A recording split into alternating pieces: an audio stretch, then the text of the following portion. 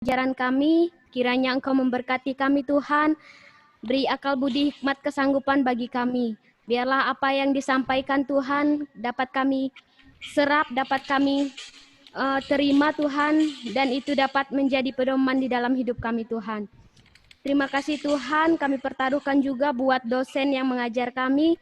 Kiranya Engkau memberkati dia dalam setiap usaha dan pekerjaannya Bapa. Apapun profesi yang dia lakukan Tuhan, kiranya Engkau memberkatinya Bapa. Terima kasih Yesus, kami juga pertaruhkan Tuhan buat alat yang kami pakai Tuhan secara online, kiranya Engkau memberkati ya Bapa. Biarlah proses pembelajaran ini dapat berjalan dengan baik Yesus. Terima kasih, kami pertaruhkan doa ini ke dalam tangan-Mu Tuhan, mengucap syukur, haleluya, amin. Amin. Selamat pagi semuanya. Pagi. Ya.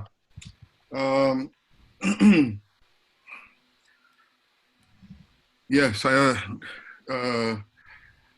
senang sekali bisa ketemu lagi. Kita akan melanjutkan pelajaran kita yang minggu lalu. Kita sedang berbicara tentang leadership, leadership qualities, gitu ya. Minggu lalu kita bicara tentang integritas. Integritas adalah dasar daripada kalau saudara mau menjadi seorang pemimpin, Anda membutuhkan pengaruh. Pengaruh itu, landasan daripada pengaruh itu adalah integritas. Tanpa integritas, you nggak punya pengaruh. You tidak mempunyai pengaruh atas bawahan saudara sekalipun. Kalaupun saudara gaji orang, itu pegawai cuma nurut hanya karena dibayar. Dia tidak akan mempunyai suatu respect kepada saudara kalau saudara tidak memiliki integritas. Nah, hari ini kita akan bicara tentang kualitas kepemimpinan yang kedua. Pertama-tama integritas. Kedua, hari ini kita akan bicara tentang yang namanya attitude atau sikap hati. Nah, dalam kita bicara tentang attitude ini atau sikap hati, ada sesuatu yang Pak David, saya perlu sharing my screen. Oh iya, enggak. Sebentar. Enggak mau ya? Iya, katanya enggak. Oh, sebentar. Share screen. Multiple participant to share. Coba lagi. Mau nggak? Ya. Oke, good.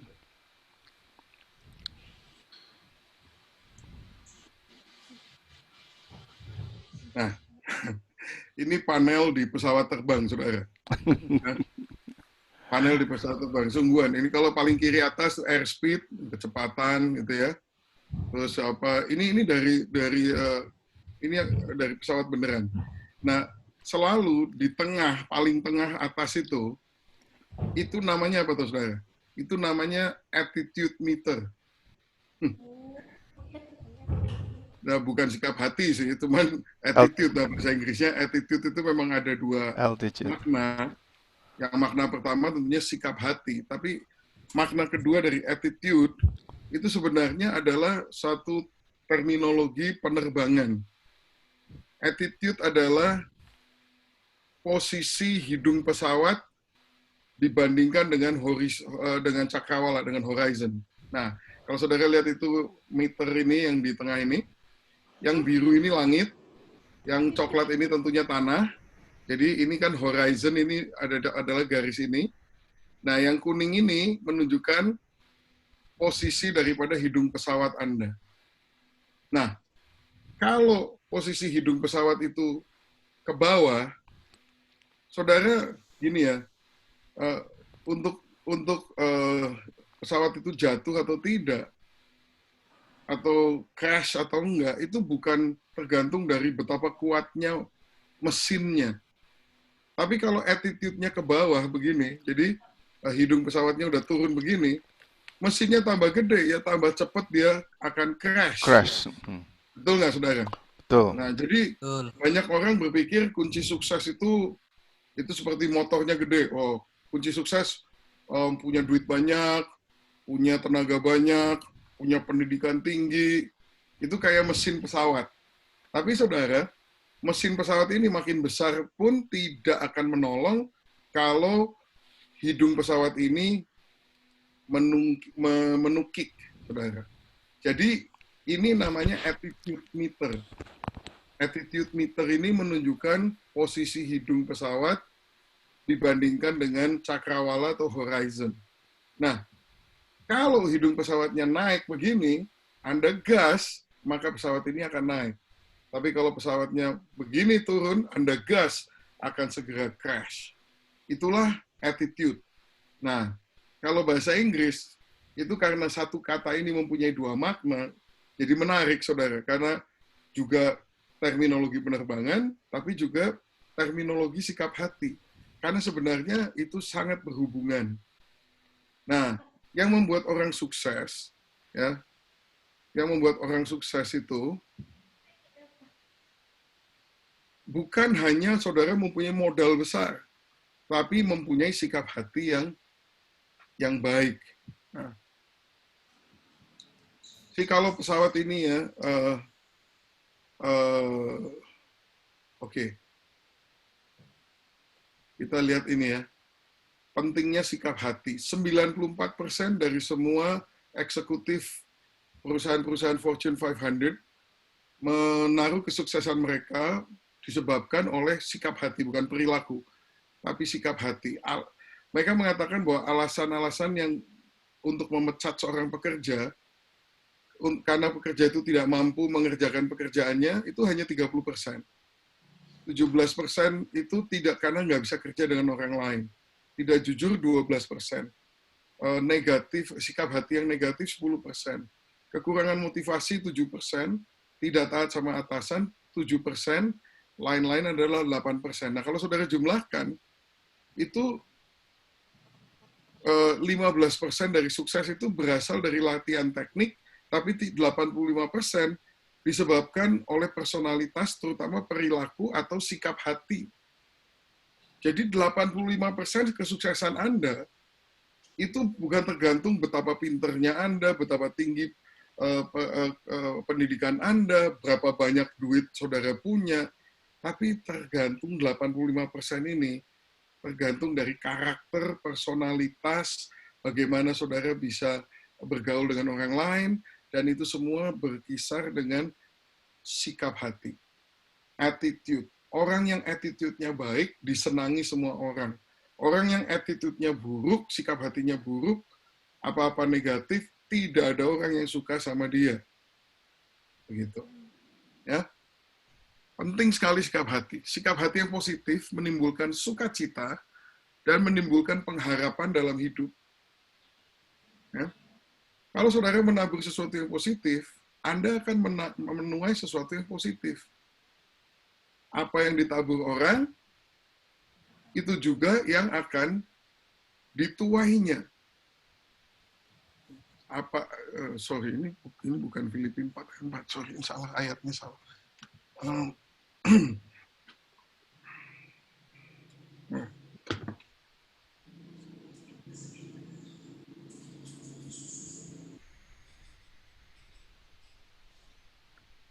Sorry ya, ini salah sebentar, saya betulkan.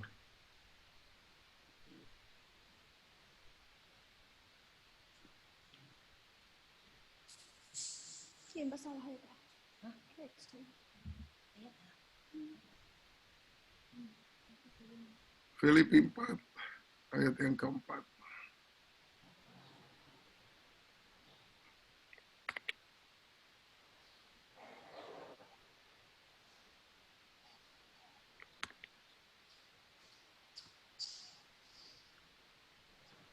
Ya. Filipi 4 ayat 4. Bersukacitalah senantiasa dalam Tuhan.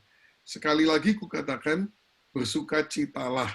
Itu yang nulis tuh Paulus, dan ketika itu dia di dalam penjara di Roma, saudara. Dia di penjara di Roma. Jadi penjara Roma itu sangat sangat kejam. Keadaan dia tidak baik. Sangat buruk keadaannya waktu itu. Dia disiksa, dirantai. Tapi dia bisa ngomong begini, bersukacitalah senantiasa dalam Tuhan. Sekali lagi kukatakan, bersukacitalah. Saudara, itu sikap hati, saudara. Sikap hati yang sangat baik.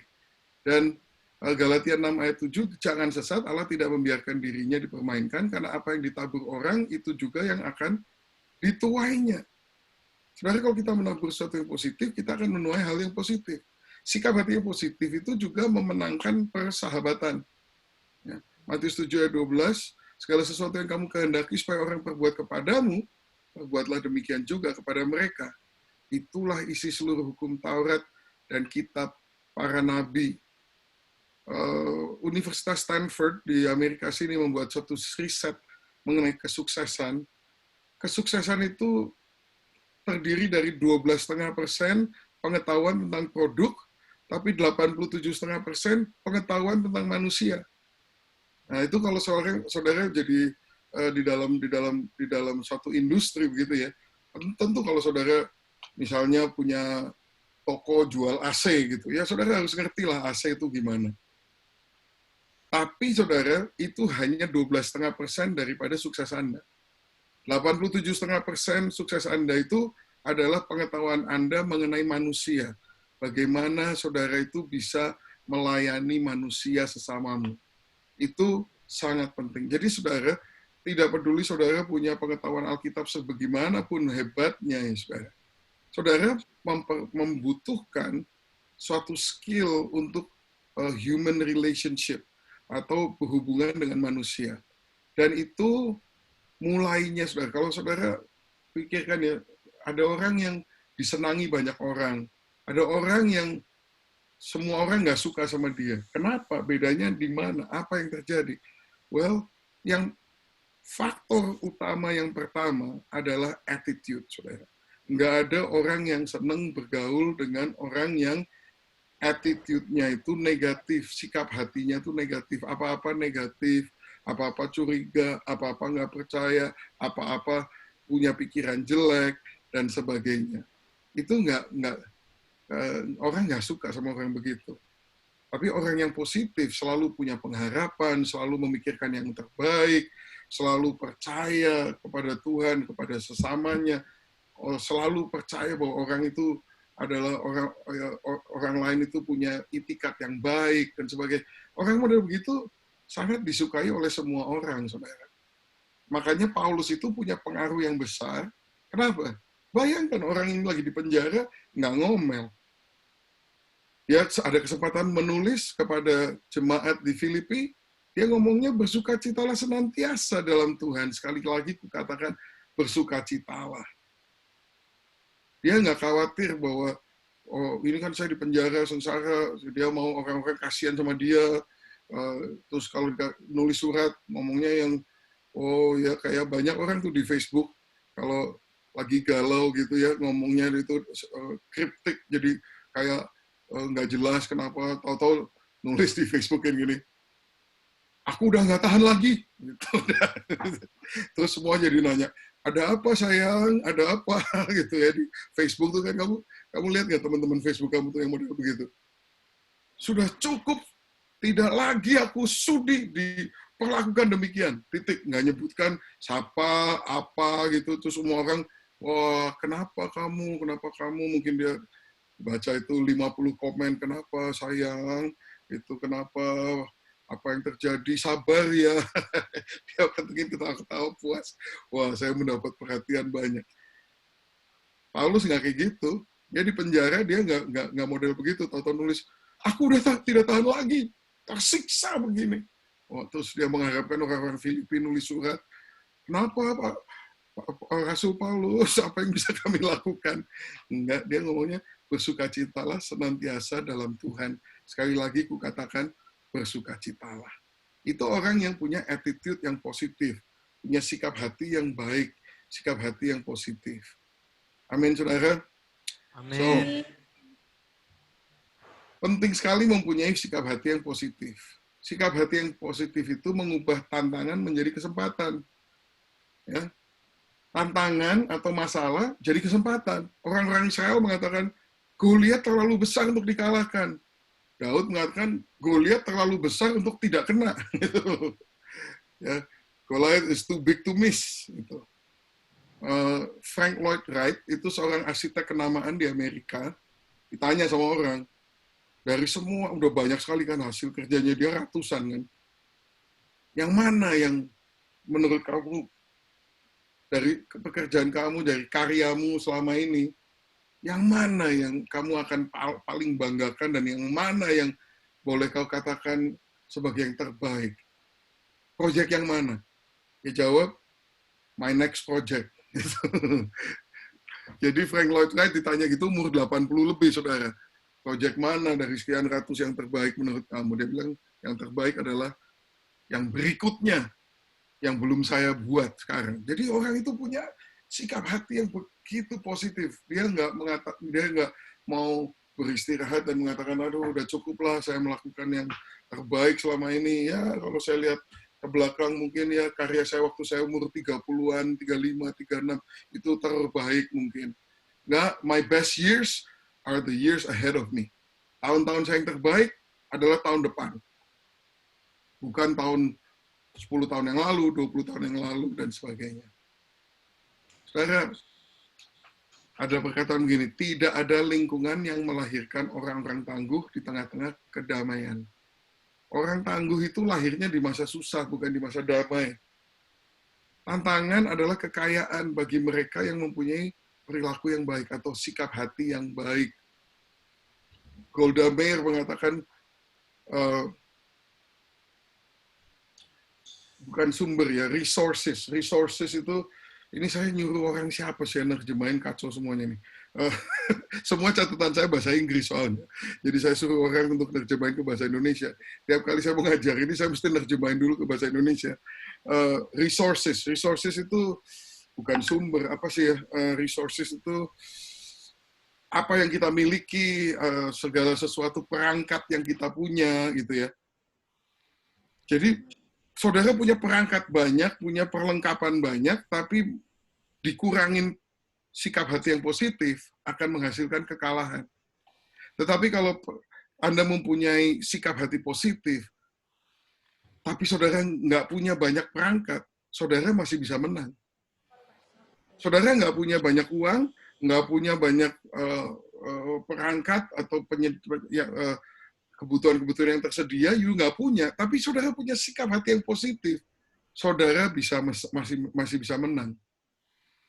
Nah, saudara pasti tahu cerita ada seorang salesman yang dikirim ke Afrika suruh jual sepatu kan, dia bawa satu kontainer sepatu ke Afrika, begitu sampai Afrika dia langsung telepon sama bosnya, aduh kembalikan saya, kita pulang aja deh. Kenapa bosnya tanya? Orang Afrika nggak ada yang pakai sepatu, saya suruh jual sepatu di sini gimana? Gitu kan. Tapi terus salesman yang kedua berangkat ke tempat yang sama, dia lihat dia bawa satu kontainer, dia langsung telepon bosnya. Bos, kirim lagi satu kontainer lagi, mungkin 2 kontainer lagi. Loh, kok begitu? Iya, orang Afrika nggak ada yang pakai sepatu, semua butuh sepatu. Makanya kita bisa bakal jual banyak sepatu ini.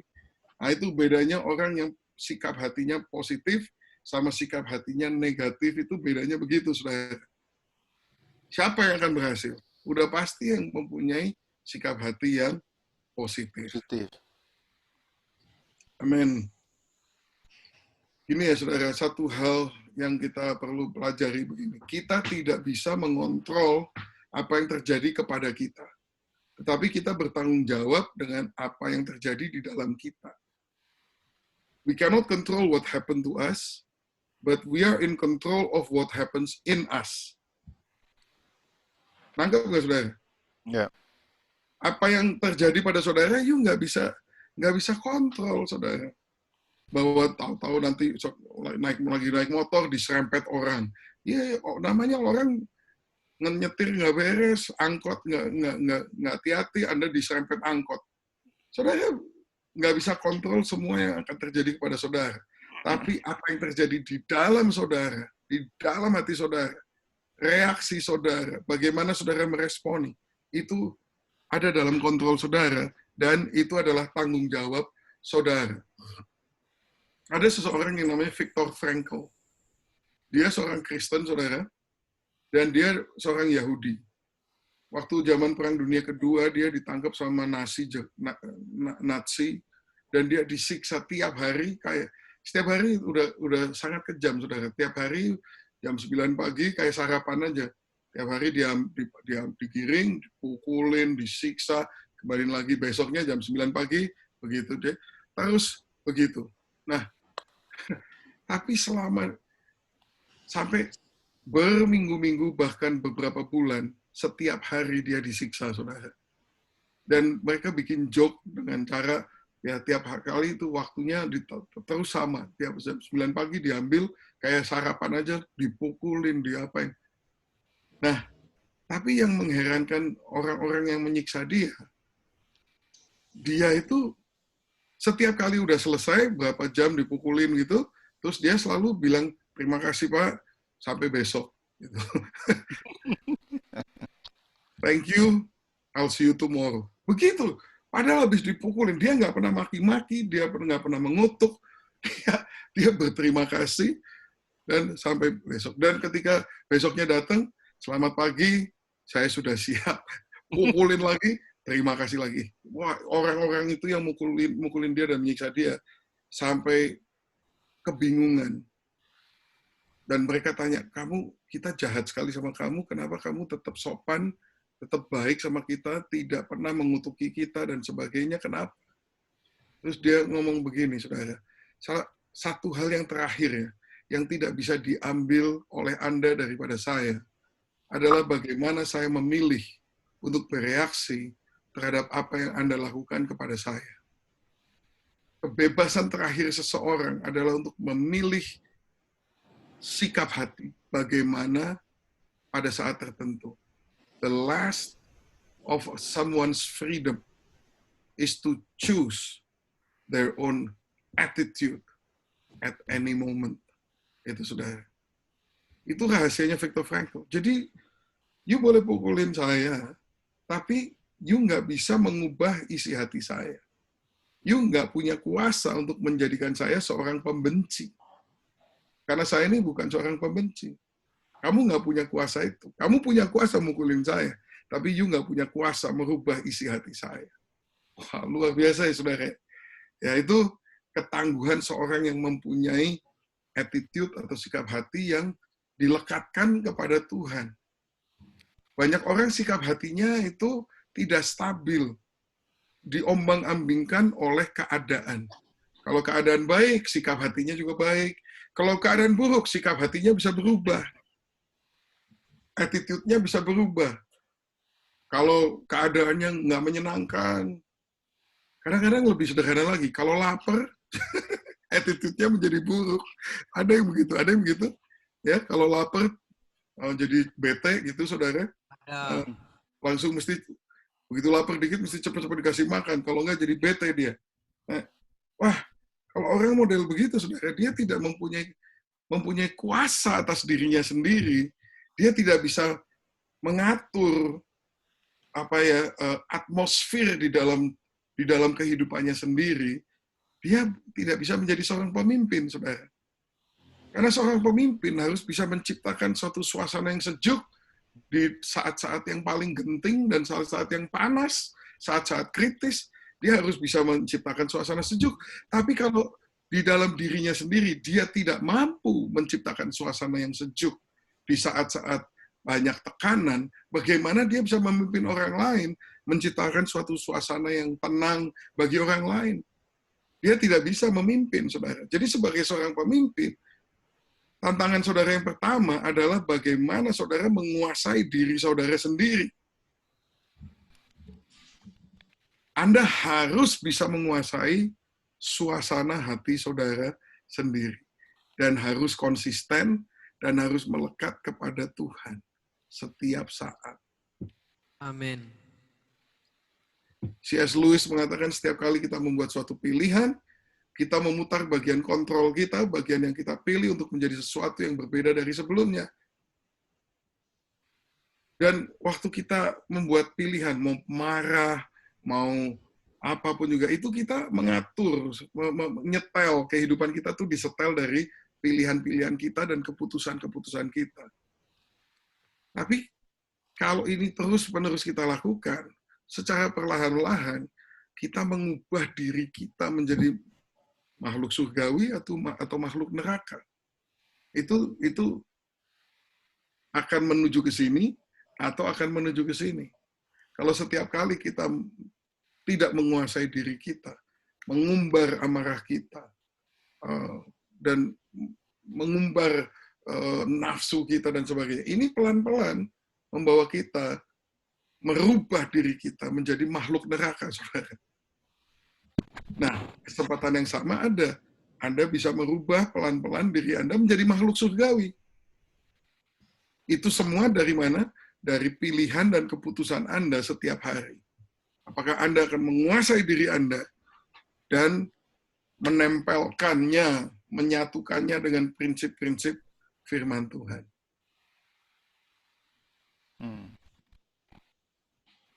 Ya.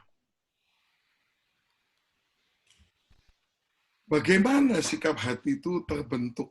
How does attitudes form? Itu attitude datangnya dari mana? Kenapa ada kelihatannya gini? Ada orang yang bawaannya bete, ada orang yang bawaannya takut, ada orang yang bawaannya selalu nggak percaya, ada orang yang bawaannya curiga, ada orang yang bawaannya cepat marah, ada orang yang bawaannya baik, ada orang yang bawaannya sabar. Apa benar itu bawaan-bawaan itu? Atau itu hanya sebuah keputusan? Ya, itu bersangkutan, saudara. Memang itu suatu keputusan, tetapi ada latar belakangnya. Latar belakangnya ya macam-macam, saudara. Pertama-tama, latar belakang daripada penyediaan Tuhan. Kita ini diciptakan oleh Tuhan, di dalam rancangan Tuhan, dan kejadian kita ini adalah anugerah dari Tuhan. Ya. Jadi saudara harus percaya bahwa Tuhan itu selalu menciptakan sesuatu yang baik dalam saudara. Kalau saudara mempunyai suatu sikap-sikap hati yang negatif, baik itu cemburu, baik itu cepat marah, baik itu curiga, baik itu takut, atau kurang iman, saudara ingat kembali bahwa itu ditambahkan di dalam kehidupan saudara setelah saudara itu lahir. Karena pada aslinya, saudara, Tuhan itu menciptakan saudara itu dahsyat. Mazmur 139 ayat 13. Sebab engkaulah yang membentuk buah pinggangku, menenun aku dalam kandungan ibuku. Aku bersyukur kepadamu oleh karena kejadianku dahsyat dan ajaib.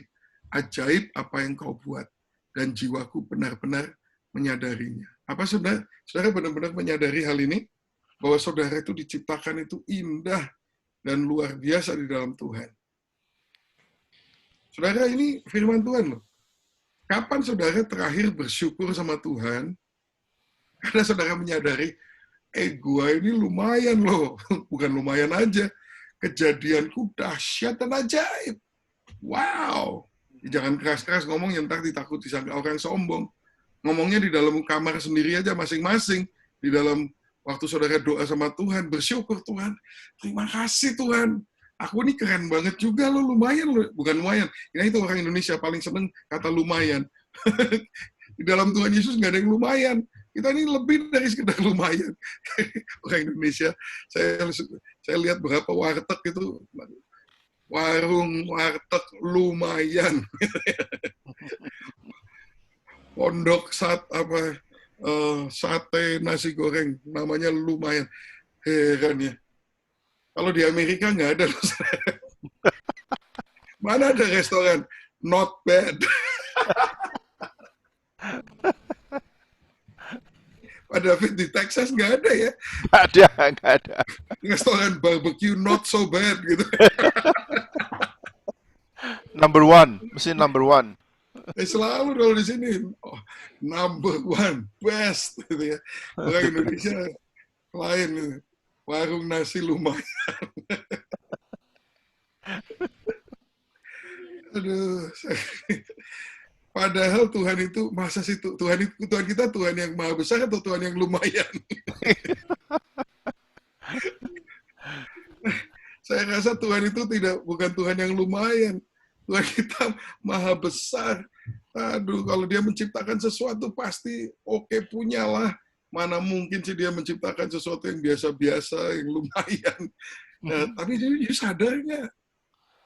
You sadar nggak bahwa sebetulnya Anda itu ciptaan Tuhan yang luar biasa. Ini Daud mengatakan, aku bersyukur kepadamu oleh karena kejadianku dahsyat dan ajaib. Kenapa? Karena Tuhan kita dahsyat dan ajaib. Ajaib apa yang kau buat. Aku kan dibuat oleh Tuhan. Dan jiwaku benar-benar menyadarinya. Saudara, Anda perlu menyadari hal ini. Karena apa? Karena setelah saudara lahir, iblis banyak bikin gara-gara sih dalam hidup saudara. Ada yang bikin segala macam musibah, orang tua jatuh miskin, cerai, apalah segala macam. Ya, kalau saudara lihat masa lalu saudara, banyak sekali kadang-kadang kita didefinisikan oleh itu, bukan didefinisikan dengan original design atau rancangan Tuhan yang semula tentang Anda. Nah, saudara, masa kecil kita itu pengaruh sih.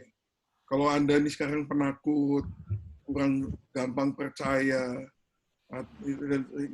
tidak bisa percaya sama otoritas, mungkin ya saudara mengalami terluka secara batin. Mungkin papa saudara mengkhianati saudara atau meninggalkan ayah saudara meninggalkan keluarga saudara. Ya kalau gitu sekarang saudara bawaannya jadi susah percaya sama orang gitu ya. Nah, saudara, itu memang bisa dimaklumi. Bagaimana attitude itu dibentuk? Ya, satu memang dari masa kecil kita itu ya berpengaruh. Tapi Anda tidak stuck atau tidak harus hidup dengan itu selamanya. Karena kuasa Tuhan lebih besar daripada kuasa iblis. Kuasa Tuhan lebih besar daripada kuasa kejadian-kejadian yang di bumi ini. Kalau saudara tetap mempercayai Mazmur 139, aku bersyukur kepadamu oleh karena kejadianku dahsyat dan ajaib, maka Tuhan benar-benar bisa mengubah pengalaman-pengalaman saudara itu, your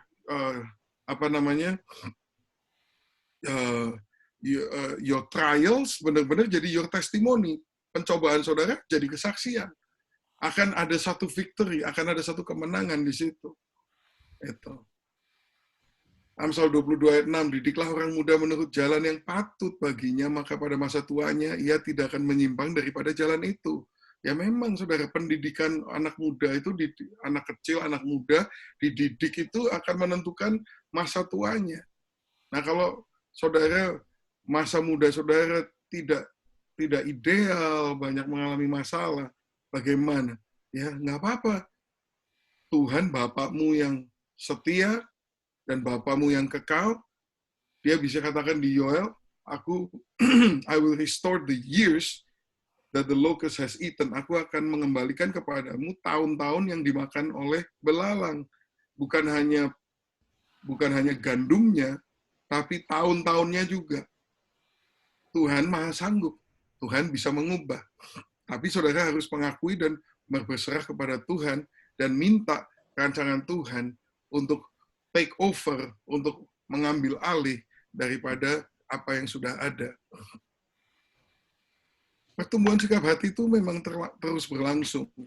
Selama kita hidup, kita akan terus dibentuk, dirubah, dan ditekankan dalam sikap hati kita. Sikap hati saudara itu terus berubah, terus dibentuk. Makanya saudara harus hati-hati dan harus memperhatikan apa yang sedang terjadi di dalam sikap hati saudara. You must monitor your attitude. You must monitor your own attitude. Dan saudara harus tangkas untuk menangkap gejala-gejala sikap hati saudara menjadi negatif. Itu tanggung jawab saudara sendiri. Jadi saya juga harus terus ya. Kalau saya mulai mendeteksi sesuatu, ini kok kenapa ya? Saya punya sikap hati ini, my attitude soal ini kok makin lama terus-menerus menjadi negatif. Saya urutkan alasannya kenapa, akarnya di mana, dan saya harus kembali kepada Tuhan. Tuhan, aku nggak mau punya attitude seperti begini. Ubah aku, ubahlah aku. Itu bisa, Tuhan bisa mengubah kita. Tapi banyak orang tuh ya nggak mempunyai disiplin atau proses disiplin kepada proses ini. Banyak orang tuh hidup ya udah jalan aja gitu, nggak pernah mikirin, nggak pernah dipikirin. Anda you must have a habit of examining your life.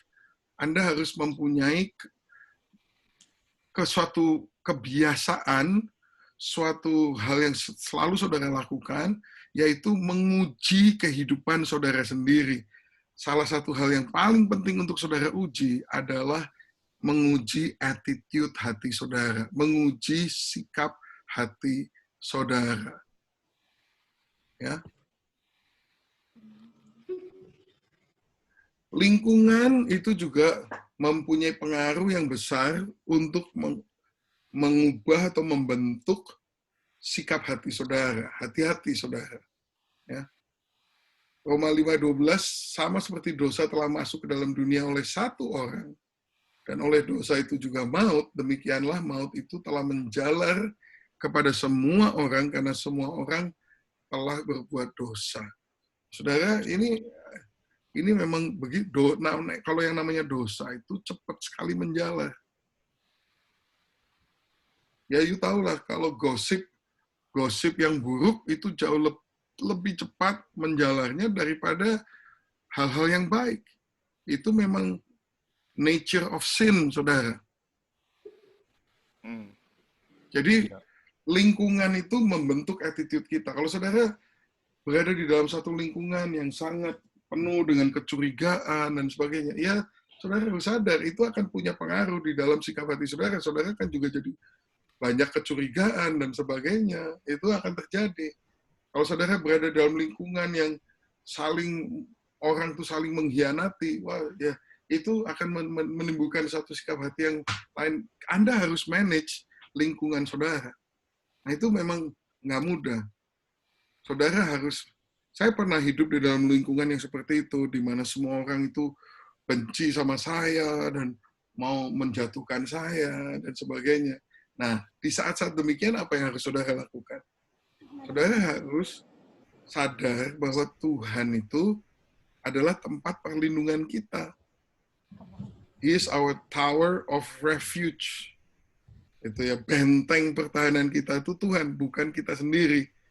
Nah, di saat-saat lingkungan saudara itu tidak mendukung, tetapi menjatuhkan, saudara harus segera dengan sangat rajin lari kepada Tuhan.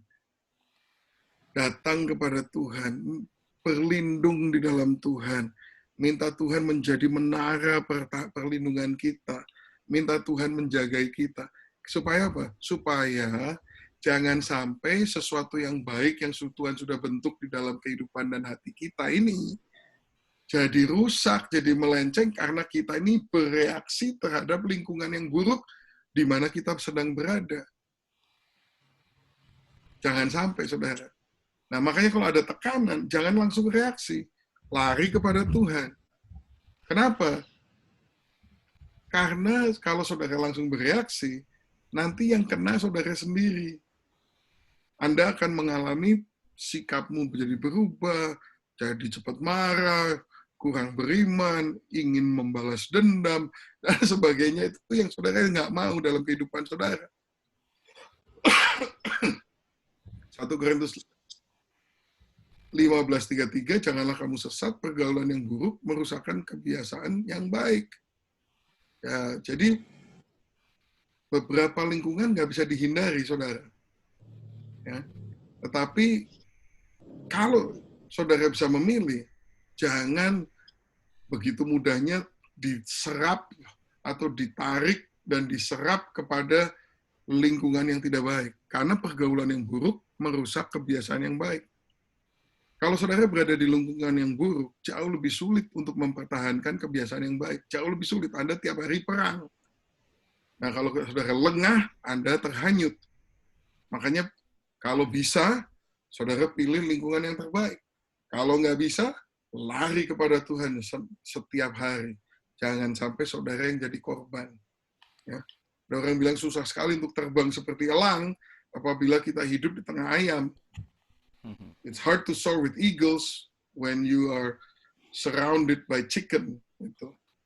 Memang Meskipun Anda ini anak elang, kalau saudara ditetaskan, telur elang ini ditetaskan di kandang ayam, dia taunya ayam, ya dia akan berperilaku sebagai ayam.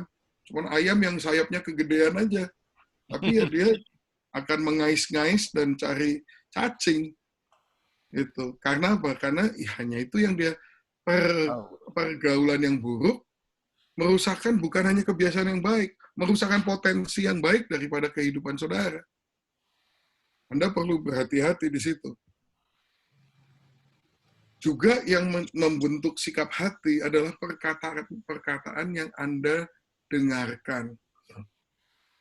Hati-hati dengan kata-kata yang dilontarkan orang kepada saudara.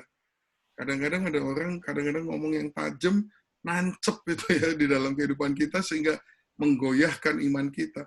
Firman Tuhan mengatakan Roma 10:17, iman itu timbul dari pendengaran. Nah, stop dulu sampai situ. Iman itu timbul dari pendengaran. Jadi kalau saudara tidak memfilter pendengaran saudara, bayangkan apa yang akan terjadi dengan iman saudara. Iman saudara akan kacau balau, bukannya tidak beriman. Apa yang lebih buruk dari tidak beriman? Beriman yang salah, itu lebih buruk dari tidak beriman. Nah, kenapa orang bisa beriman yang salah? Kenapa dia bisa mengimani, bahwa dia bisa percaya bahwa dia itu orang yang segala sesuatu tidak bisa?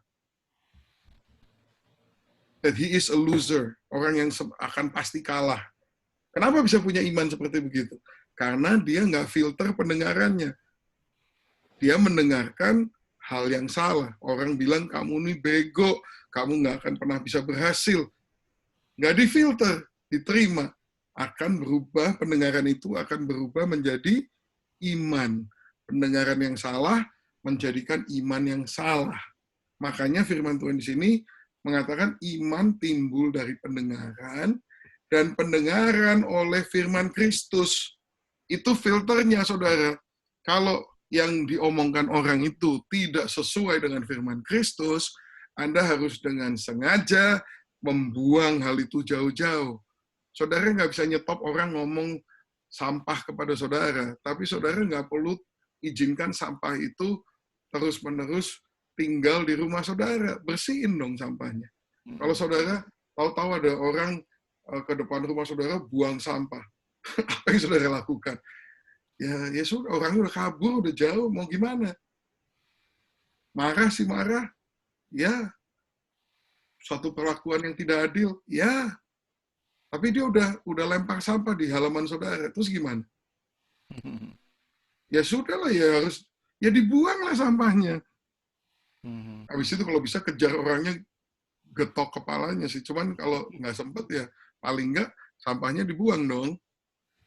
Nah ini maksudnya gitu. Hati-hati dengan pendengaran. Karena pendengaran itu baik yang positif maupun yang negatif akan melahirkan iman. Dan kita harus menjaga supaya iman kita itu iman yang sesuai dengan firman Tuhan. Karena iman yang demikian itu bisa mengubah dunia ini. Bisa melakukan hal-hal, perkara-perkara yang besar. Tapi kalau iman yang keliru, bisa menjatuhkan Anda, bahkan membunuh Anda.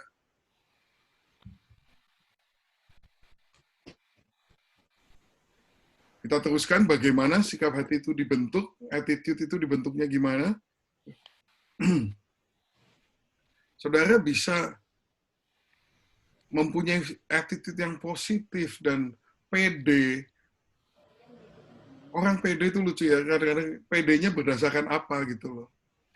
Orang Kristen mestinya bisa pede, tapi dasar pedenya itu bukan kemampuannya diri sendiri. Dasar pede kita di sini, Roma 5 ayat 8. Akan tetapi Allah telah menunjukkan kasih-Nya kepada kita, oleh karena Kristus telah mati untuk kita, ketika kita masih berdosa. Bayangkan, itu segitu cintanya Tuhan sama kita. Kalau kita udah bertobat, terus dia mengasihi kita, ya oke lah ya, masuk akal. Tapi ketika kita belum bertobat, ketika kita masih berdosa, dia bukan hanya baik sama kita, dia mati buat kita loh. Jadi saudara tidak perlu mempertanyakan lagi betapa Tuhan mengasihi saudara. Jadi kalau banyak orang itu ya sangat terpengaruh ketika dia tidak menerima kasih dari manusia. Nah, ditinggal pacar itu ya, aduh, galau bisa 3 minggu, 3 bulan. Aduh, galau, nangis sendiri. Nanti di rumah nggak ada apa-apa, tahu-tahu hujan gitu, tahu-tahu ngeliat hujan nangis gitu. Itu, saudara, Anda kehilangan jati diri, goyah jati diri saudara, karena saudara nggak tahu, saya ini layak dicintai atau enggak sih? Sebetulnya urusannya kan itu. You kalau ditinggal pacar itu kan you merasa tidak berharga. Mungkin memang saya ini buruk sekali sampai tidak berharga untuk dicintai sama dia, sehingga dia tinggalkan saya. Gitu. Tapi saudara, ini mestinya saudara tidak perlu merasa demikian lagi selama-lamanya, karena Allah telah menunjukkan kasih-Nya kepada kita oleh karena Kristus telah mati untuk kita ketika kita masih berdosa. Nah, kalau saudara renungkan hal ini benar-benar dan terima ini benar-benar, saudara tahu bahwa saudara adalah orang yang dicintai, bahwa bahkan ketika saudara nggak ada prestasi sama sekali, ketika saudara di tempat yang paling rendah sekalipun, Anda tetap dicintai Tuhan, sampai sebagaimana, sampai anaknya yang tunggal dikorbankan mati buat saudara, itu suatu derajat kasih yang begitu tinggi. Saudara mestinya nggak perlu ragu-ragu lagi, dan saudara mestinya menemukan harga diri saudara di sini. Jati diri saudara mestinya tidak perlu digoyahkan lagi, karena saudara tahu bahwa saudara adalah orang yang layak dicintai. Jadi kalau orang membuang saudara, itu karena dia nggak bisa melihat harganya saudara. Yang tahu harganya saudara itu Tuhan Yesus. Wow, saudara. Makanya Paulus mengatakan di 1 Korintus 15 ayat 10, tetapi karena kasih karunia Allah, aku adalah sebagaimana aku ada sekarang. I am what I am by the grace of God. I am not what I am because karena prestasi saya di pekerjaan, karena gaji saya sekian, karena istri saya begini, karena begitu banyak yang ikut saya di Facebook ada berapa ribu, yang ngasih like kepada saya tiap kali saya posting ada ribuan. That's not who I am. Tidak ada yang bisa melebihi harga atau nilai tertinggi yang diberikan oleh Tuhan kepada kehidupan saya, kecuali ini, saudara. Allah menunjukkan kasih-Nya kepada saya karena Kristus mati untuk saya pada saat saya masih berdosa. Saya tuh ketika masih berdosa dalam pikiran saya tuh lebih rendah dari sampah. Tapi tidak demikian menurut pandangan Tuhan. Ketika saya masih sampah, dia menghargai saya sedemikian sehingga dia rela mati buat saya. Oh, betapa tingginya pandangan Tuhan terhadap saya. Jadi, dari situlah citra diri saya.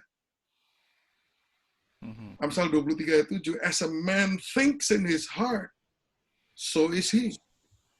Bahasa Indonesianya sedikit membingungkan, sebab seperti orang yang membuat perhitungan dalam dirinya sendiri, demikianlah ia.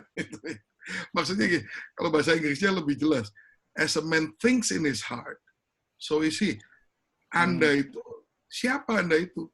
Ya apa yang Anda pikirkan mengenai dirimu. Menurut saudara siapa? Gitu loh. Siapa Denny Hanafi ini siapa?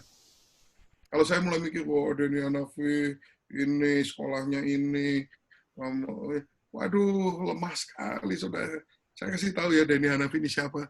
Ketika saya masih berdosa, sampah, Tuhan itu cinta sama saya sampai dia mau mati buat saya. Itu berharganya Denny Hanafi. Nah kalau orang manusia bilang, kalau lu jelek, gue juga tahu. Emang gue jelek dari dulu, tapi menurut Tuhan Yesus enggak. Haleluya. Kamu ini gini, kamu nggak setia, kamu apapun lontaran segala kata-kata yang menjatuhkan, yang saudara, yang orang boleh lempar sama saya, itu nggak mempan, saudara. Nggak mempan. Kenapa? Karena yang terbesar saya sudah terima, saya miliki, dan saya amini, dan saya akui bahwa I am what I am by the grace of God. What do you mean? He died for me while I was a sinner. Ketika aku masih orang berdosa, dia mati buat saya. Saudara, kalau saudara renungkan hal ini baik-baik, ini akan mulai membentuk suatu jati diri, suatu citra diri yang sangat kuat. yang membuat saudara menjadi tangguh sebagai seorang pemimpin? Tahu nggak saudara? Kalau sebagai pemimpin, orang bilangnya kalau jadi pemimpin harus mukanya tebel, muka panci. Maksudnya tahan, mau dilemparin apa juga nggak ya? Ya setebel-tebelnya muka panci, saudara. Lama-lama peot juga tuh panci. Saya sih nggak muka panci, saudara. Saya bukannya kebal, tapi saya punya bersandar kepada yang jauh lebih besar daripada saya. Hanya Yesus yang saya berikan hak sepenuhnya untuk membuat definisi siapakah Denny Hanafi dan berapa nilainya Denny Hanafi. Itu hanya Tuhan Yesus yang saya beri izin untuk mendefinisikan hal itu. I am what I am by the grace of God. Ukuran saya cuma satu, kasih karunia Tuhan bagi kehidupan saya. Amin, saudara. Amin. Amin. Nah, saudara perlu sadar bahwa di dalam Kristus kita mempunyai permulaan yang baru. Jadi kalau saudara korban berbagai hal seperti saya katakan tadi, masa kecil, lingkungan, kata-kata yang dilontarkan kepada saudara, membuat saudara menjadi orang yang seperti Anda sekarang, yang kurang beriman, yang penuh ketakutan, yang tidak percaya diri, dan sebagainya begitu. Sadarlah bahwa di dalam Kristus kita mempunyai permulaan yang baru. 2 Korintus 5 ayat 17, jadi siapa yang ada di dalam Kristus, ia adalah ciptaan baru. Yang lama sudah berlalu. Sesungguhnya yang baru sudah datang. Nah, you percaya benar nggak ayat ini, saudara? Mau terima benar nggak sih ayat ini? Bahwa yang lama sudah berlalu. Dan yang baru sudah datang. Sehingga saudara tidak perlu lagi mengutuki dirimu sendiri lagi. Emang aku ini orangnya juga tiap kali pasti begitu. Saya orangnya ini nggak bisa setia sama orang. Saya ini orangnya nih mudah kehilangan ini. You benar-benar percaya nggak sih bahwa yang lama tuh sudah berlalu, yang baru sudah datang? Kalau you percaya sama ayat ini, imani dong hidup. Jadi kalau pikiran saudara itu mulai ngomong yang enggak, ya di stop, dibuang, disesuaikan dengan firman. Saudara harus sadar dalam Kristus kita punya permulaan yang baru. Dan saudara perlu sadar bahwa Tuhan memang mempunyai rancangan yang indah buat kita. Nggak ada orang direncanakan Tuhan untuk sial, pokoknya semua kerjanya nggak berhasil, sial melulu, akhirnya penuh malapetaka, dan akhirnya kena kusta dan mati. Ini nggak ada sih orang ditakdirkan untuk begitu, itu nggak ada. Nggak ada, saudara. Di Mazmur 139 ayat 14, tadi kan kita sudah baca. Ya, aku bersyukur kepadamu oleh karena kejadianku dahsyat dan ajaib. Ajaib apa yang kau buat, jiwaku benar-benar menyadarinya. Matamu melihat selagi aku bakal anak, dan dalam kitabmu semuanya tertulis. Hari-hari yang akan dibentuk sebelum ada satupun daripadanya. Coba saudara pikirkan sebentar. Dalam kitabmu semuanya tertulis hari-hari yang akan dibentuk sebelum ada satupun daripadanya. Berarti apa, saudara? Dia menulis buku tentang saudara. Ada buku nih, simpan di surga, pengarangnya Yesus Kristus. Judul bukunya adalah Riwayat Kehidupanmu. Sudah ditulis. Nah, menurut saudara, Tuhan nulisnya apa? Ya, orang ini akan Denny Hanafi akan sial seluruh hidupnya dan sakit-sakitan, kurang makan, dikhianati semua orang, diputus pacar sama semua wanita, dan akhirnya dia depresi dan bunuh diri. Ya, kira Tuhan nulis buku kayak gitu nggak sih? Ya, enggak. Saya kok nggak bisa percaya kalau Tuhan Yesus menulis cerita yang seperti begitu mengenai kita. Saya percaya betul, dia menulis cerita yang sangat luar biasa, sangat hebat, sangat menarik, sangat positif. Kisah yang dia tulis itu kisah yang menunjukkan bahwa orang yang nggak ada apa-apanya akhirnya bisa mempunyai dampak yang luar biasa bagi kerajaan Allah. Saya yakin betul, saudara. Jadi, saudara harus jadikan kebiasaan untuk tiap pagi itu tanya sama Tuhan, apa angan-anganmu bagiku hari ini, Tuhan? Aspirasimu mengenai hidupku pada hari ini apa sih? Imajinasi apa yang kau tulis bagi kehidupanku pada hari ini? Tuhan itu saya kasih tahu ya, dia selalu mengimpikan yang sangat terbaik dan terhebat buat saudara loh.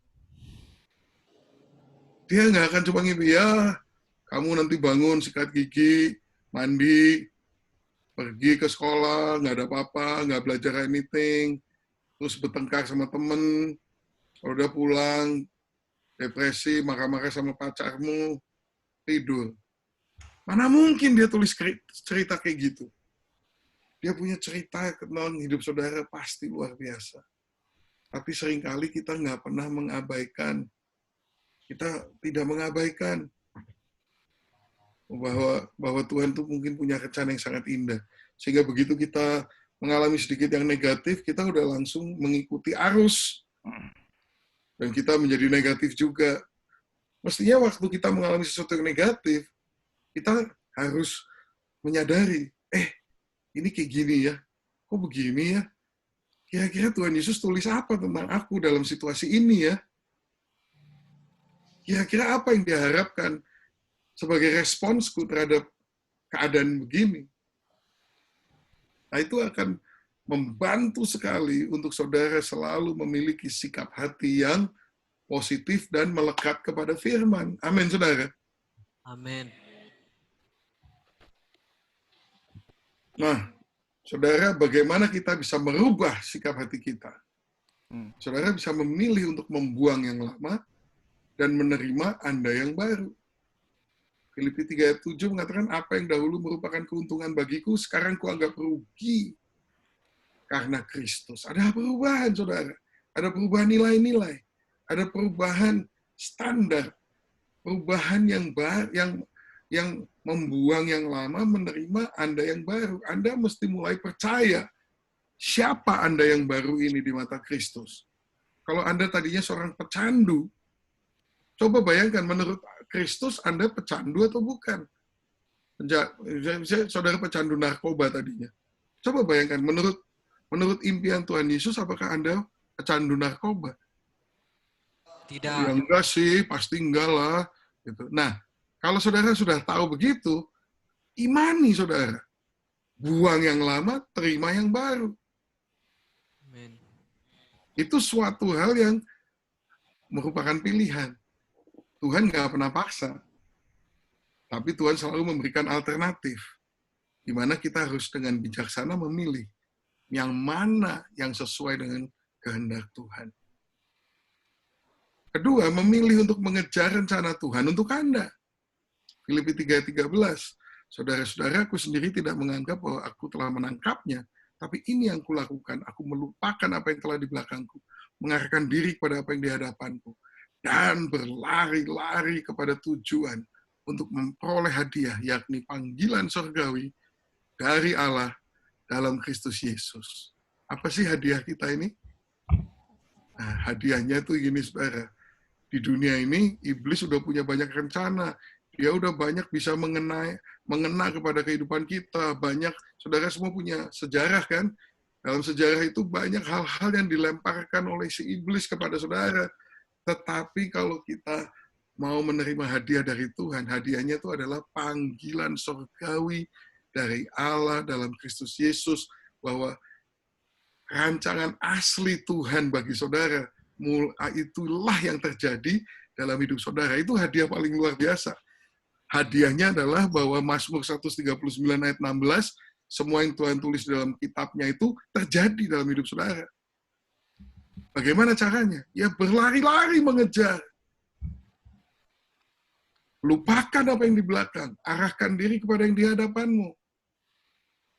Oke lah, kamu dulu dihianatin pacarmu. Tapi ya sudah, lupakan yang di belakang. Lihat ke depan. Jangan semua orang yang mendekati saudara, you tolak karena takut ditolak lagi. Atau takut dihianatin lagi. Ya, harus percaya bahwa kita ini mempunyai suatu hari depan yang baru di dalam Tuhan Yesus, dan bahwa Tuhan itu punya rencana yang baik buat kita. Tujukan pikiran kita kepada pikiran Kristus. Bagaimana kita merubah sikap hati kita? Ini. Atur pikiran saudara supaya sesuai dengan pikiran Kristus. Banyak orang itu tidak punya kebiasaan dan tidak punya kemampuan untuk mengatur pikirannya. Dia pikir pikirannya dia itu adalah seperti kuda liar yang pergi kemana dia mau. Kenapa kamu pikir negatif sama orang itu? Ya nggak tahu, saya selalu pikirnya begitu. Saya nggak bisa kontrol apa yang saya pikirkan tentang orang. Oh, no. Anda keliru. Saudara bisa dan bahkan harus bisa mengontrol pikiran saudara. Amin. 2 Korintus 10 ayat 5. Kami mematahkan setiap siasat orang dan merubuhkan setiap kubu yang dibangun oleh keangkuhan manusia untuk menentang pengenalan akan Allah. Kami menawan segala pikiran dan menaklukkannya kepada Kristus. Nah, kalau Paulus tulis kami menawan segala pikiran, berarti itu sesuatu yang mungkin untuk menawan segala pikiran. Saudara tahu nggak, saudara dengan berbagai biasnya saudara dari pengalaman hidup saudara, pengalaman bertumbuh dari kecil sampai besar, saudara itu punya pola-pola pemikiran yang tertentu. Itu namanya stronghold, saudara. Atau di sini dikatakan kubu. Kubu itu adalah pola pemikiran yang tidak baik, tapi tiap kali saudara dalam keadaan demikian, dalam posisi demikian, selalu ke situ. Nah, itu, selalu ke situ. Bawaannya kalau udah kepepet, marah-marah. Kalau udah ada trigger-triggernya, tapi selalu ke sana, selalu ke sana. Nah, itu namanya kubu, saudara. Nah, saudara, firman Tuhan mengatakan, setiap pikiran itu harus ditawan. Ditawan itu artinya apa? Tidak diizinkan mengembara dengan semaunya. Itu ditawan. Arrested. Captured. You take captive. Menawan. Kita mulai curiga sama orang. Ini orang pasti mau gini. Tawan. Aku tidak akan berpikir demikian terhadap dia. Nah, itu menawan pikiran. Ditaklukkan kepada Kristus. Artinya disesuaikan dengan firman Tuhan. Kadang-kadang kita akan menemukan bahwa pemikiran kita tuh nggak sesuai dengan firman Tuhan. Itu harus ditawan dan ditaklukkan kepada Kristus. Itu suatu exercise yang harus dilakukan. Harus dijadikan suatu skill dan suatu kebiasaan. Tidak boleh seorang pemimpin itu tidak bisa mengontrol pikirannya. Terus ngomongnya, ya habis gimana dong? Selalu pikiran saya ke sana tuh. Well, pikiranmu itu tanggung jawabmu. Pikiranmu itu di dalam kontrolmu. Anda harus belajar menawan pikiran yang nggak benar. Jangan menjadi play victim, jadi seolah menjadi korban. Ya gimana dong, habis pikiran saya selalu begitu, gimana? Ya nggak gimana-gimana, ya take control dong. Jangan cengeng kayak anak kecil begitu, dan tidak mau bertanggung jawab. Anda bertanggung jawab atas setiap pikiran saudara. Aduh gimana ya pastor, ya saya udah berusaha, tapi tiap kali saya nggak bisa kontrol pikiran saya. Tiap kali saya kalau lihat wanita selalu cabul. Gila, berhenti dong. Saya nggak bisa, nggak kontrol pastor. Ya kontrol lah. Begitu saudara pikirannya cabul, bayangin aja Tuhan Yesus, Bunda Maria, masa masih bisa cabul? Bayangkan ya, lagi ngeliat cewek, terus wah gitu ya, langsung taruh Tuhan Yesus di depan saudara. Tuhan Yesus, aku menyembah Engkau. Coba kalau masih bisa cabul. You can, Anda bisa. Ambil, take responsibility, saudara. Ya. 1 Korintus 2 ayat 16, siapakah yang mengetahui pikiran Tuhan sehingga ia dapat menasihati dia? Tetapi kami memiliki pikiran Kristus. Wah, itu satu klaim yang luar biasa. Saudara bisa nggak ngomong, aku ini punya pikiran Kristus? Caranya gimana? Latihannya gimana? Ini latihannya. Filipi 4 ayat 8. Jadi akhirnya saudara-saudara, semua yang benar, semua yang mulia, semua yang adil, semua yang suci, semua yang manis, semua yang sedap didengar, semua yang disebut kebajikan dan patut dipuji, pikirkanlah semuanya itu. Nah, ini renungkan, saudara. Ini benar nggak? Mulia nggak? Adil nggak? Suci nggak? Manis nggak? Sedap didengar nggak? Kebajikan nggak? Patut dipuji atau nggak? Kalau ada satu pun yang nggak, udah. Jangan dipikirkan. Jangan izinkan pikiran kita mikirin hal yang demikian. Itu exercise, suatu disiplin, saudara. Ya. Paul Meyer mengatakan, sikap itu hanyalah kebiasaan berpikir. Dan kebiasaan itu bisa diperoleh. Tindakan berulang-ulang akan menjadi sikap. Bagaimana membentuk attitude yang betul? Itu hanya merupakan kebiasaan berpikir. Saudara nggak bisa menyalahkan itu sebagai takdir atau kodrat. Saya selalu bawaannya begitu. Enggak. You mungkin bawaannya begitu karena lingkungan. Bagaimana saudara tumbuh waktu kecil dan sebagainya. Ya, saya mengerti. Tapi sekarang Anda menjadi baru di dalam Kristus Yesus. Anda punya kontrol pada pikiran saudara untuk bisa saudara taklukkan kepada pengenalan akan Tuhan. Pikiran saudara akan menjadi satu kebiasaan berpikir yang baik, itu akan membentuk suatu sikap hati yang baik, attitude yang baik. Kemudian If you're at the stopping point, masih banyak nggak? Enggak, ini last one. Oh, oke. Yang terakhir, ya, rubah pengakuan Anda. Change your confession. Perkataan kita itu adalah roh dan kehidupan. Dan mereka mempunyai kuasa menciptakan. Kuasa kreatif. Ya. Yohanes 6:63, perkataan-perkataan yang kukatakan kepadamu adalah roh dan hidup. Itu ya, Tuhan kan menciptakan segala sesuatu dengan ucapan. Nah, kita ini kan diciptakan dalam gambar dan rupa Dia. Berarti kita juga dengan skala lebih kecil mempunyai kuasa di dalam perkataan kita. Kalau kita ngomong sesuatu, itu akan terjadi, saudara. Jadi hati-hati dengan perkataan-perkataan saudara. Bilangan 14 ayat 28. Demi aku yang hidup, demikianlah firman Tuhan. Bahwasanya seperti yang kamu katakan di hadapanku, demikianlah akan kulakukan kepadamu. What you say in my presence, that I will do to you. Hati-hati, saudara. Jadi apapun yang saudara mau katakan, ingat, kalau saudara itu ada di dalam hadirat Tuhan. Dan Tuhan mengatakan, apa yang kamu katakan di dalam hadiratku, itulah yang akan kulakukan kepadamu. Makanya jangan ngomong sembarangan. Jangan suka mengutuk. Jangan suka, aduh aku ini memang orangnya sial. Akan terjadi sesuai dengan imanmu. Amen. That's right. Orang yang latah gitu ya. Mati lu, mampus. Udah. Hati-hati dengan ucapan kita. Amin, saudara. Ya. Amin. Ya. Saya rasa sampai situ.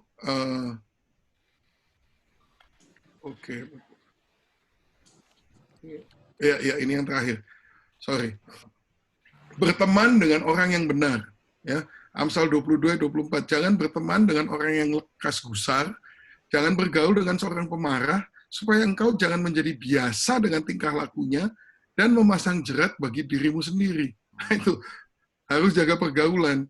Kalau bergaul dengan orang yang cepat marah, nanti you juga cepat marah. Anda bergaul dengan orang cabul, lama-lama you jadi terbiasa dengan hal-hal yang cabul. That's right, ya. Yeah. You bergaul dengan orang yang nggak punya iman, yang selalu ragu-ragu, lama-lama you akan jadi begitu juga. Makanya pilih teman dengan baik-baik. Membuat kebiasaan yang baik. Kebiasaan dibentuk melalui tindakan yang diulang-ulang berdasarkan iman kita. Jadi jika iman itu tidak disertai perbuatan, iman itu pada hakikatnya adalah mati. Jadi kebiasaan itu dibentuk oleh karena kita melakukan sesuatu yang berdasarkan iman kita dan diulang-ulang. Nah, pilihlah yang baik dan positif, maka saudara akan membentuk sikap hati dan attitude yang positif di dalam kehidupan Anda. Amin. Saudara, Amen. belajar sesuatu tentang attitude hari ini? Ya, banyak sekali yang Amin. kita pelajari. Praise the Lord. Ya, terima kasih untuk supaya kita mempunyai integritas dan juga mempunyai attitude yang baik. Itu kunci sukses yang paling besar di situ, bukan skill, bukan kepintaran, bukan IQ, bukan berapa banyak duit yang Anda punya. Ya, Kunci sukses itu nomor satu, integritas. amin, Kedua amin, ini adalah sikap hati. amin, amin. Praise the Lord. Kita berterima kasih. Kita tutup dalam doa. Saya berdoa aja deh. Tuhan, kami berterima kasih atas hari ini, hari yang indah yang Kau berikan kepada kami, di mana kami boleh belajar Tuhan di saat kami boleh belajar dengan sebaik-baiknya. Kami harus bekerja dengan sekeras-kerasnya. Kami tahu Tuhan, kami harus semua ada di dalam pekerjaan daripada Bapa kita yang di surga, karena kita harus bekerja selagi masih siang, karena malam akan datang di mana orang tidak bisa bekerja lagi. Terima kasih Tuhan, berkati pelayanan Pak Dani Tuhan di LA dan di seluruh dunia Tuhan, yang banyak harus dikerjakan ya Tuhan. Kami berdoa Tuhan untuk segala permasalahan dengan COVID-19 ini Tuhan yang datang di seluruh dunia Tuhan, membawa kelaparan dan membawa putus pengharapan ke Tuhan bagi orang-orang. Berikan kepada kami Tuhan kesempatan untuk bisa membantu orang-orang. Di dalam nama Yesus kami sudah berdoa. Amin.